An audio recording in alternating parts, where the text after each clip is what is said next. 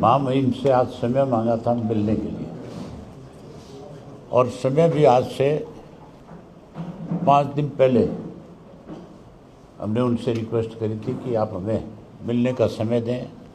हरियाणा प्रदेश के अंदर किसान की बहुत बड़ी अनदेखी हो रही है।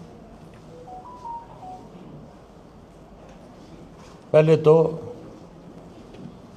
आज सुबह 11 बजे का समय दिया गया और फिर 3 दिन तक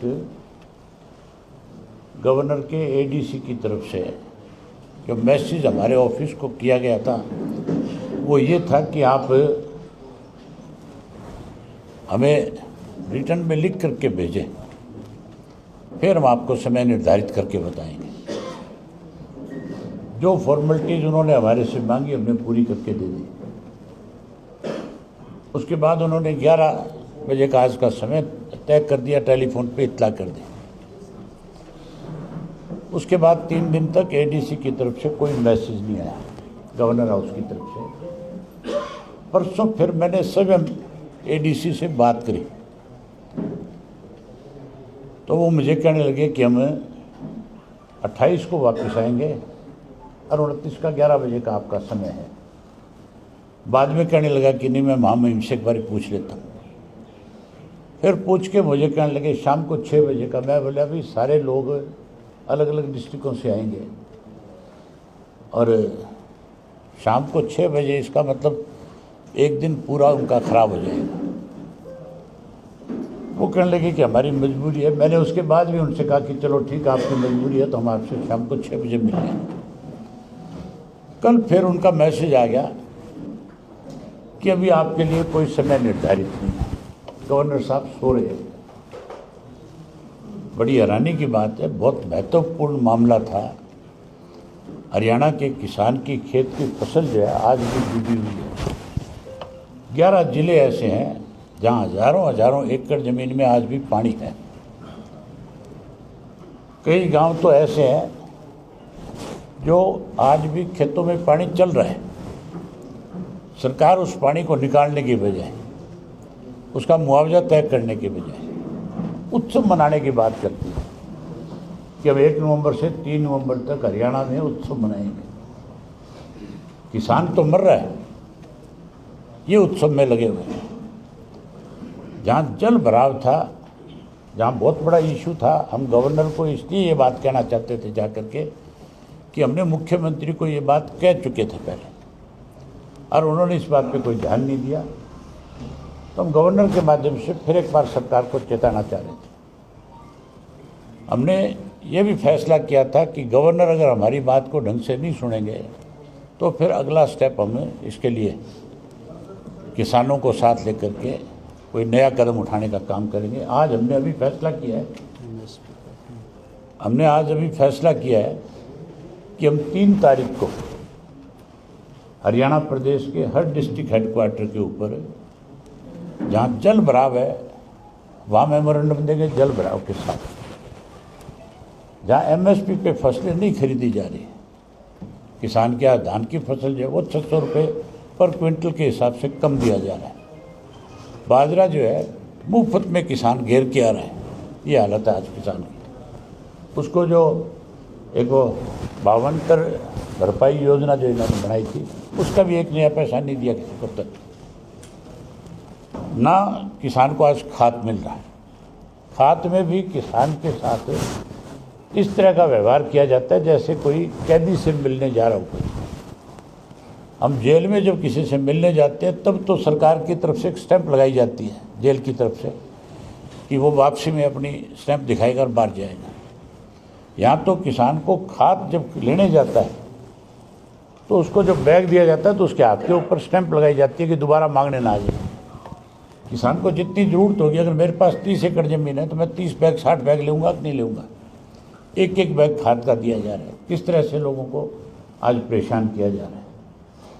जहाँ धान की फसल की ठीक से खरीद नहीं हो रही, वहाँ किसान को साथ लेकर के धान की फसल की ठीक से खरीदो, इसके लिए मेमोरेंडम देंगे। जहाँ पानी खड़ा है वहाँ पानी को लेकर के, जल भराव को लेकर के मेमोरेंडम देने का काम करेंगे।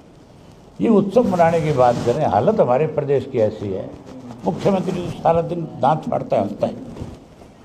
गवर्नर के पास समय नहीं है, सोया हुआ है। और किसान हरियाणा प्रदेश का जो आज मर रहा है, रो रहा है, ये हालत कर दी मैंने प्रदेश की आज जो है। इसलिए हमने ये फैसला किया है कि हम 3 तारीख को पूरे प्रदेश के अंदर हमारी पार्टी के कार्यकर्ता किसानों को साथ देकर के पार्टी के पदाधिकारी जो है वो जाएंगे और मेमोरेंडम दे करके आएंगे। मेमोरेंडम पे भी अगर फिर भी सरकार को समझ नहीं आई तो फिर हम इसके लिए अगली मीटिंग अपनी तय करके, और कोई इसके लिए कोई बड़ा आंदोलन भी अगर हमें करना पड़ा, लड़ाई लड़नी पड़ी, तो उस काम में भी हम अपने साथियों को साथ लेकर के आगे बढ़ेंगे। 11 बीमारियों का ये डीसी को देंगे, गवर्नर के नाम देंगे, और गवर्नर को भी आज अलग से एक मेमोरेंडम जो है उनके यहाँ पहुँचाएंगे और उसमें लिखेंगे, बताएंगे सारी बात कि किस तरह से आपके ऑफिस ने या आपको गुमराह किया है या हमें गुमराह किया गया है, या क्या मजबूरी थी, आपने समय दे करके फिर समय बदला क्यों, और समय बदला तो फिर उसका कारण क्यों नहीं बता रहे आप। आपके ऑफिस की जिम्मेवारी बनती है कि हम आपसे समय मांग रहे हैं, आप हमें बताओ किस कारण से समय नहीं दे रहे। ये बताना चाहिए कि नहीं बताना चाहिए गवर्नर को। उसके साथ साथ आयुष्मान कार्ड, सरकार की हालत ऐसी है, जो आयुष्मान कार्ड था जिसमें 11 अलग अलग बीमारियों के इलाज के लिए प्राइवेट हॉस्पिटल को रिकमेंड किया हुआ था, अलग अलग हॉस्पिटल्स को, कि आप इनमें जाकर के इलाज करा सकते हैं। अब वो जो 11 हॉस्पिटल की फैसिलिटी थी, 11-12 बीमारियों की अलग अलग हॉस्पिटल्स की, वो सरकार ने बंद कर दी।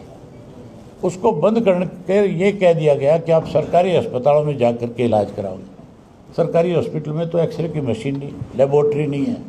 लेबोरेटरी है तो वहाँ कोई उसका टेक्नीशियन नहीं है जो उसका इलाज कर सके, जो उसको बता सके भी तेरी क्या दिक्कत है, क्या बीमारी है। आज उसको बंद करके भी सरकार ये दिखा रही है, दर्शा रही है कि हम केवल और केवल इलेक्शन में जब वोट हमें चाहिए तब तो इस किस्म का लालच देते हैं, और उसके बाद जो है जब हमारा स्वार्थ पूरा होएगा तो फिर हमने उसको तुरंत हाथ पीछे खींच दिया, उसको बंद कर दिया योजना को। इसी तरह प्राणी को लेकर के हैरानी की बात है, किसान के खेत में तो कहीं अगर एक तिनका भी जल रहा है तो ये कहते हैं हमने उससे सर्वे करवा लिया ड्रोन से, हैं सैटेलाइट से, उससे पता किया कि कहाँ कहाँ पराली जड़ी। तो वो सैटेलाइट कहाँ गई, उनको पानी क्यों नहीं दिख रहा सरकार को? उससे देखना चाहिए कि नहीं देखना चाहिए? पर किसान का पानी नहीं दिख रहा, किसान की फसल खराब होगी वो नहीं दिख रही, मंडियों में पड़ी किसान की फसल जो बर्बाद हो रही है आज वो दिखाई नहीं दे रही। केवल किसान की पराली की बात करते हैं और कहते हैं कि पॉल्यूशन होता है। अब की बार तो पराली जड़ी नहीं है, कोई मुश्किल से मेरे ख्याल 1% कहीं कोई शिकायत होगी किसी एक आधे जिले में, बाकी शिकायत भी नहीं अब तक। आज भी दिल्ली का IQ लेवल जो है वो 300 पार कर रहा है। तो इसका मतलब ये पॉल्यूशन जो है सरकार स्वयं कराती है। आज तो दिल्ली की सरकार ये कहती है कि हमें आर्टिफिशियल बारिश करवानी पड़ेगी। है कल करवाने की कोशिश करी, हो ही नहीं, फेल हो गए कल, पैसे खा गए, उसमें भी पैसे खा गए।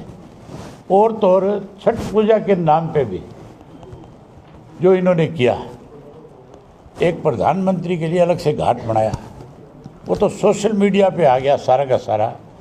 अगर वो बात सोशल मीडिया पे ना आती तो प्रधानमंत्री छठ मनाने जरूर जाते अब की बार। अपने परिवार के साथ कभी कोई त्यौहार नहीं मनाया, लेकिन बिहार में वोट चाहिए था, इसके लिए छठ पूजा मनानी थी।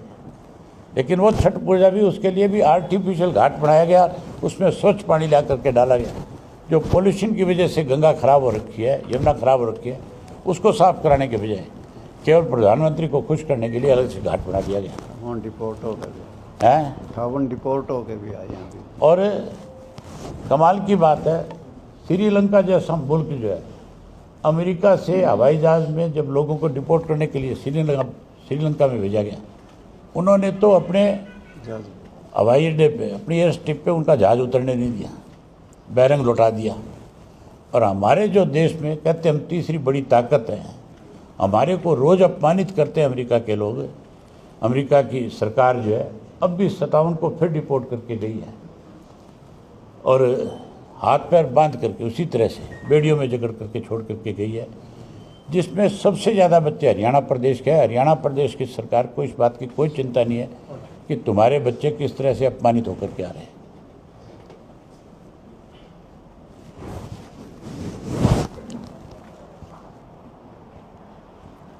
और इसके साथ साथ हमारे 2 बच्चे जो है रशिया में गए तो थे स्टडी करने के लिए, उन्हें ज़बरदस्ती उन्होंने अपने आर्मी में शामिल किया और जिनमें से एक की कल मौत होगी, कई दिन पहले हुई होगी, कल आई उसकी डेड बॉडी, और एक इंजर्ड है। इस पे भी सरकार ने कोई संज्ञान नहीं लिया। उनके माँ बाप ने बारी बारी से सरकार के आगे ये बात रखी। मैंने भी चिट्ठी लिख करके भेजी रशियन एम्बेसी को कि इस तरह से हमारे हरियाणा के जो बच्चे हैं जो गए स्टडी के लिए थे और उन्हें ज़बरदस्ती आपके आर्मी में शामिल कर लिया गया, उनको वापस भेजा जाए। लेकिन उस पर भी कोई सरकार का ध्यान नहीं है। किस तरह से हरियाणा के बच्चों को आज अपमानित होना पड़ता है, किस तरह से अपनी जान देनी पड़ रही है, इनको कोई फिक्र नहीं है।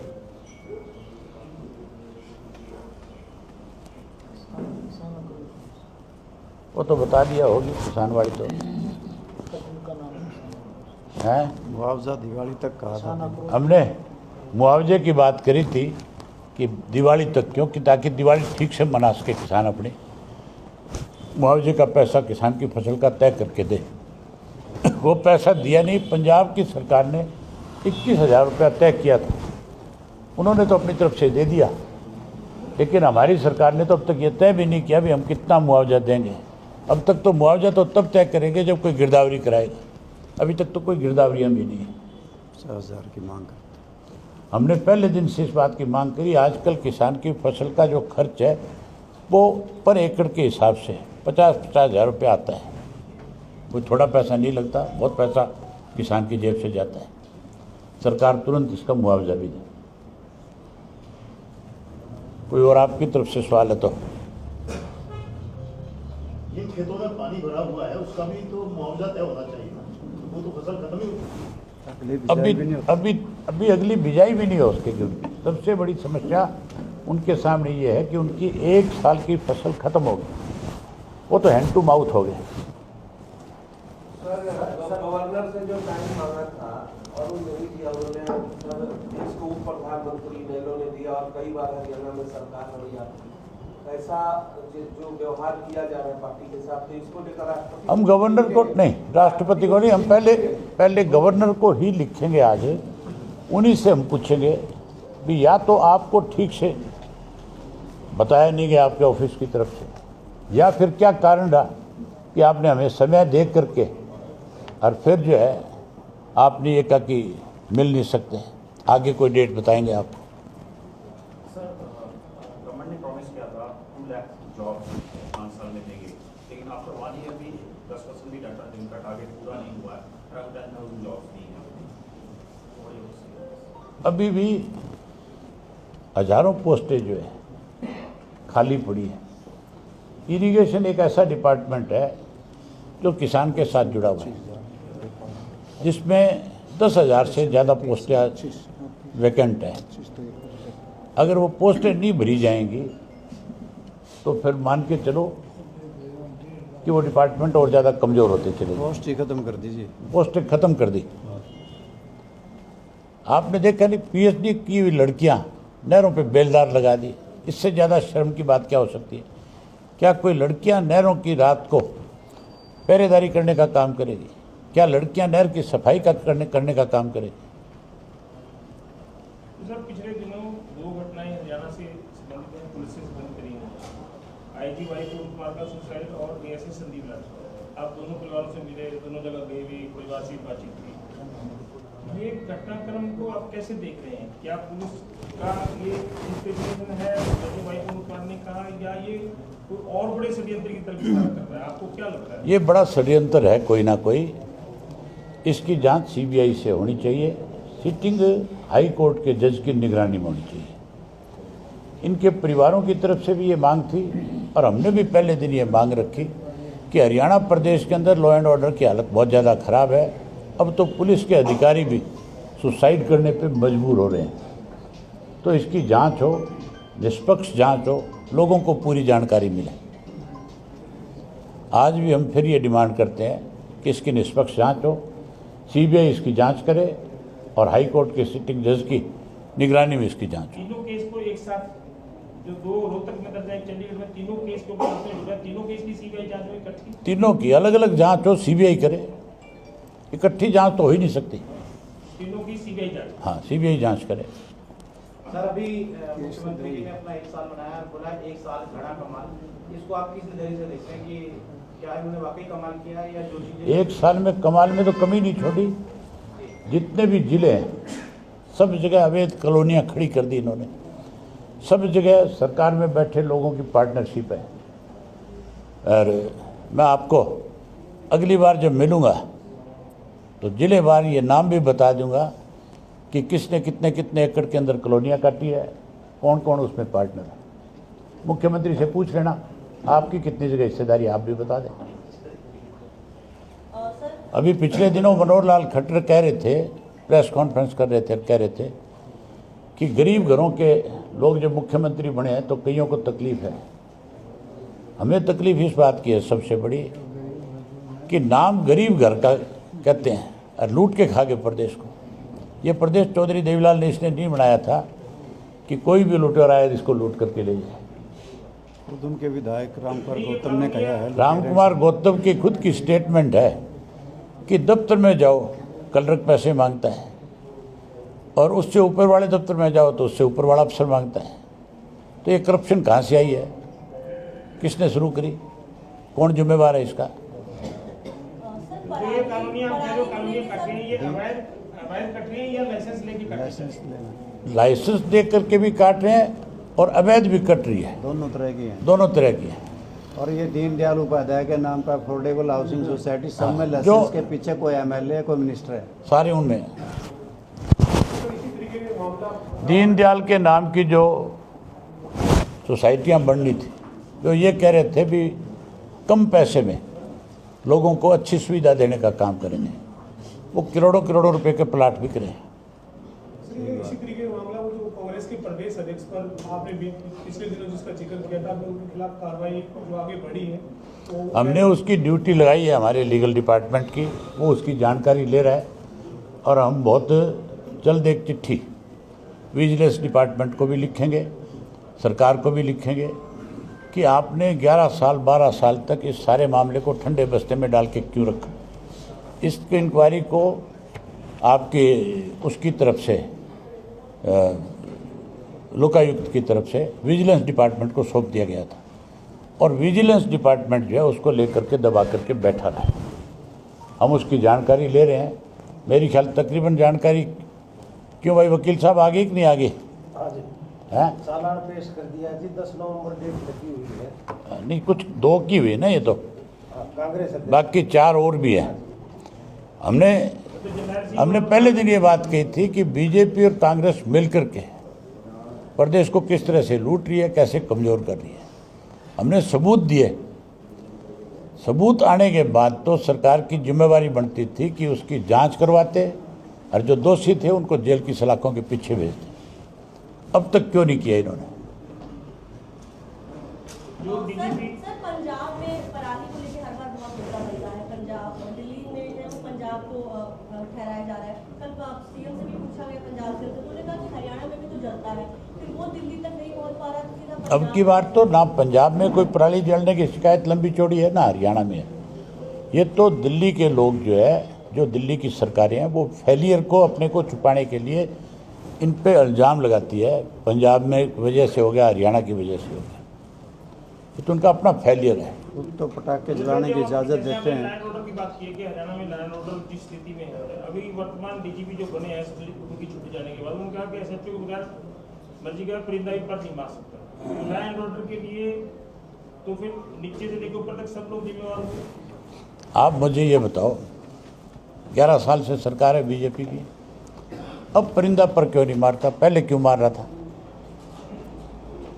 कौन जिम्मेवार है इसका? ये कह करके क्या सरकार अपने आप को बचाने का प्रयास कर रही है या अपनी गलतियों को छुपाने का काम कर रही है?